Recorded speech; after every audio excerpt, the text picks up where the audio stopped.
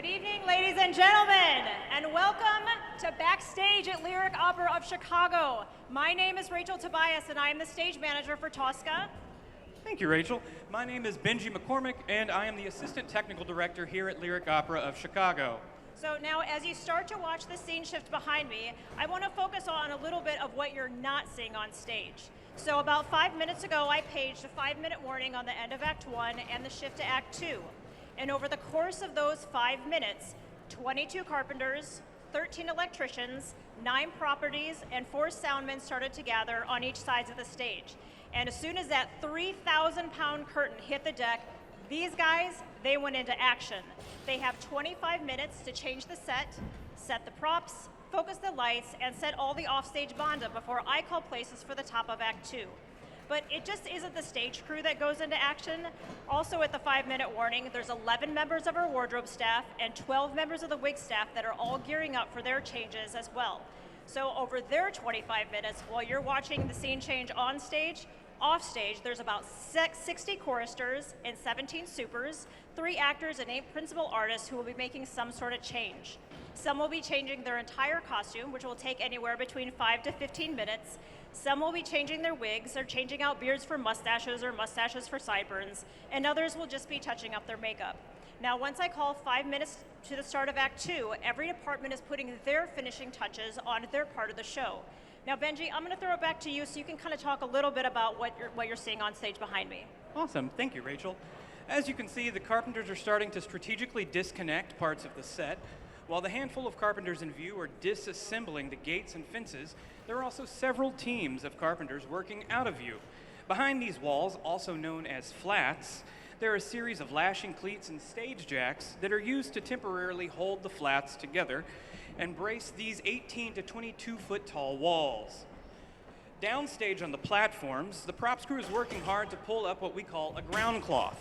The ground cloth is a painted piece of durable fabric, often made of heavyweight canvas, that covers the deck to provide a seamless floor that can be easily removed during scenic changes.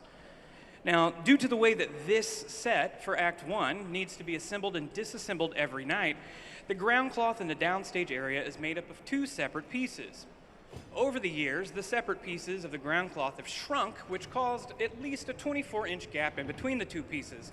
Thankfully, Lyric has a team of exceptionally talented artisans and highly skilled stagehands that possess the talents needed to restore this ground cloth, a ground cloth that is over 50 years old. Now, upstage, you might have noticed that there were several drops that flew out. There were 5 of them. Those drops were painted using a technique called trompe-l'oeil, that's French for deceive the eye. The painting technique dates back to Greek and Roman times.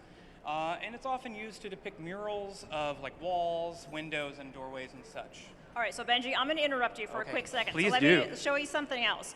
So if you look right back here, you can see that there's a large, basically a door that kind of went up. That goes into our scenery handling. And for those of you who have been subscribers for Lyric for quite a while, that is actually what you can see in the back is the old proscenium arch from our old theater.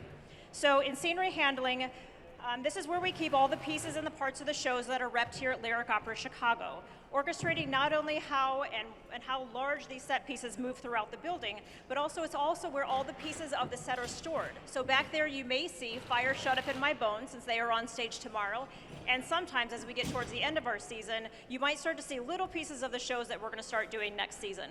Benji, take it over. Now, you might have seen these 2 large pieces of scenery fly in. Those are column headers. Each of those weigh about 1,000 pounds apiece. They are also 50 years old. Now, those were used, you might have seen columns that had little plywood picks on the top of them. Those sleeve into the columns, and then they match up on the deck with spike marks to make sure that those columns and the header match up perfectly with those drops that you saw fly out earlier. Here in a second, they'll start separating, right now, thanks to Bruce, they'll start separating all of these platforms downstage, and they'll separate, there are 2 large wagons, one stage left and one stage right. They hold the bulk of the flats. Those will each roll upstage, and then the 3 platforms in the center are actually gripped decks and not on casters, so you'll get to see them manually lift those and put them on carts so they can roll out of the way. So now here's a couple of other like wardrobe and wig fun facts. So to separate, continue watching the shift. But so part of our wig fun facts is that all of the wigs in this production are made in-house by our Lyric Opera wig department. Now, wigs is the only department at Lyric Opera where everything is built in-house. They have a full-time staff of anywhere between 5 to 10 people who build and style the wigs for the shows. And this is in addition to the 12 members of the run crew, which their responsibility is primarily just to work the show, get everybody in their wigs, sideburns, mustaches, etc. Now, for wardrobes, is that the majority of the costumes for this production of TOSCA was built in 1958, and they were originally designed for the Covent Garden Royal Opera House. So Lyric bought those costumes from the Royal Opera House for our 2004 and 2005 season. But for our production that you're seeing tonight, our Tosca, Scarpia, and Cavradosi's costumes were newly designed and created internally, specifically for this performance, for this production. And now, since Lyric owns the majority of these costumes, this is how it all goes down. So the costumes are stored in a warehouse on the south side of Chicago. And this crew, not only are they responsible for changing over the sets and taking care of that, but they also go down to the south side and grab all of those containers and boxes of our costumes to bring them back here to Lyric Opera Chicago. Once these boxes make it back to Lyric, the wardrobe department then starts unpacking, and they take over all the rehearsal spaces so they can hang up all of the costumes. And that's when we start fitting all the chorus and the supers for the next season for all those costumes. Fabulous. And here you can see this downstage right wagon is being pushed all the way upstage. It'll go upstage into scenery handling at some point, but right now they just need to get it out of the way. You might have seen the guys folding up a big black cloth upstage. That was a black ground cloth. It was so large because we account for every seat in the house. We want to make sure that nothing is unpolished for our audience here at Lyric Opera.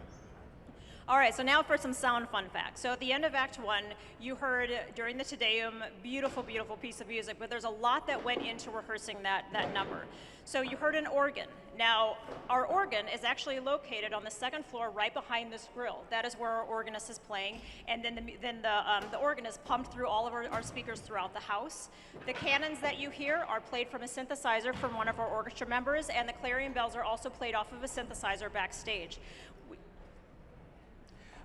Coming up, you're going to see one of my favorite parts of the scene shift. They're going to fly in the ceiling for Act 2. Now, when it first starts coming in, you're only going to see the back side of it. It's covered in black duvetine fabric. Here, any second, our head flyman, Mike Riley, he's standing upstage right there with a flashlight. He's coordinating with his team of flymen to operate the chain motors and fly rail that will let that ceiling come in. Now, the way that the ceiling works is it's tripped, so it's only going to come in on one pipe. And after it comes in, the stagehands will actually go up to it. They'll attach more pick points to the ceiling, and then it'll fly. Oh, here they come. And then it'll fly up and out for a really fun effect, in my opinion. So we're starting to give away a few of our secrets of what you're going to see when the curtain goes out at the top of Act 2. You can kind of start to see our properties crew starting to put the props for the next act. But one thing, and I don't want to give away too many surprises, but there's also live flame in Act 2 of TOSCA. So there are 9 candles that you're going to see lit on stage, and it takes quite a bit of work in order to have live flame here at the Opera, and actually in all theaters in Chicago. We have to get permission from our fire marshal of Chicago, and every costume and wig that comes within 15 feet of that flame needs to be flame-proofed. Also, the scenery needs to be flame-proofed as well, and especially for these older sets, it's real important that these things are flame-proofed. Yeah, you might have heard me mention that this set is 50 years old. It was built in 1972 by San Francisco Opera and was designed by Jean-Pierre Ponel while he was there in residence. There's Joe Dockweiler, our master carpenter right there in plaid. Hey, Joe, how's it going? Oh, it is. It's not his birthday. It is not my birthday today. Thank you. We have a good time here at Lyric Opera Chicago. So now we'll just talk about lighting for a little bit. So there are about 290 light sources for this production, and they come from all areas. We have lights that are focused here in the ceiling here. We have some that are on the balcony rails, some that are in our towers down right, down left, and then we have several hanging electrics, like 3 or 4. How many hanging electrics do we have? Like 3 or 4? At least 4. Somewhere I think we there. go all the way up to 7 if we start counting cyc lights and all of those things, that's and anything true. that's special that's added for a show. Yeah, but so we have 290 light sources, but there's only 82 light cues for the show. And our assistant lighting designer, she steps through all the light cues with the board operator once all the walls and the ceiling get set. So these walls are on 3 separate wagons. That's to help us move the scenery even faster because we do have a timetable here. We have 25 minutes that we're trying to accomplish this entire change in. And the ceiling is going to be lowered here in a second. There are actually 15 minutes, please. Sorry, Benji, I'm calling it 15 minutes. That's totally fine, Rachel. 15 minutes, please. They're going to lower the ceiling, and there are stagehands and scissor lifts that are going to be upstage of that center wagon. And they're actually going to put their hands on the ceiling to make sure it gets positioned in exactly the right spot as the ceiling gets lowered into place. If you could look through the center stage doors, if you're sitting in the right spot of the house, you might see the scissor lifts going up. Well, I think that's good, Benji. I think you kind of saw kind of how we make things work backstage at Lyric Opera Chicago while you guys enjoy your intermissions. So I think Benji and I are going to take off and we're going to continue doing what we do. Please enjoy the rest of the performance and have a great night, ladies and gentlemen. Thank you.